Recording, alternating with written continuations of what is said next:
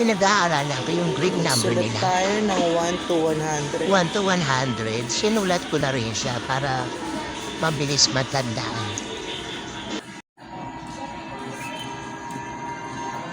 30, octo.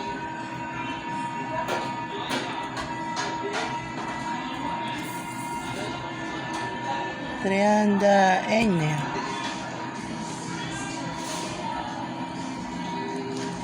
Saranta, saranta ena.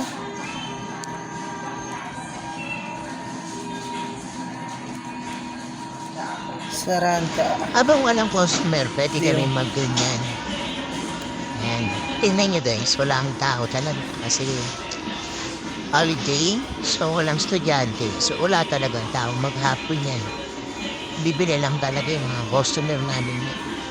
Kaya lugaw kami na ngayon. Yan lang, thank you.